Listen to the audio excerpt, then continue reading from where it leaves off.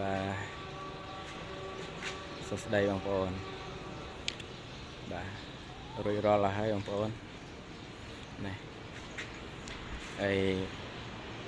ស្អែកនេះចាក់ប៊ីតុងហើយព្រោះថាប៊ីតុងយើងចាក់សសរហើយធ្នឹមជាមួយប្លង់សេចាក់រួមគ្នាបងប្អូនបាទជាធម្មតាយើងត្រូវចាក់សសរគេលេងខ្លះគេចាក់សសរមុនចឹងទៅឬក៏ចាក់ប្លង់សេ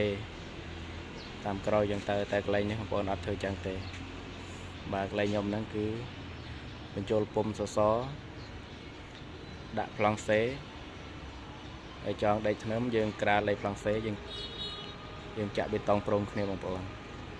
បាទចាក់ប៊ីតុងព្រមគ្នាទាំងសសរទាំងធ្នឹមបងប្អូនស្អែកនេះគេចាប់ផ្ដើមចាក់ហើយចាក់ពេលម៉ោង9 ព្រឹកឯហ្នឹងឯងស្អែកហ្នឹងបងប្អូនបាទនេះស្អែកចាក់ហើយចាប់ផ្ដើមយើងចងដេកសសរតទៀតបងប្អូន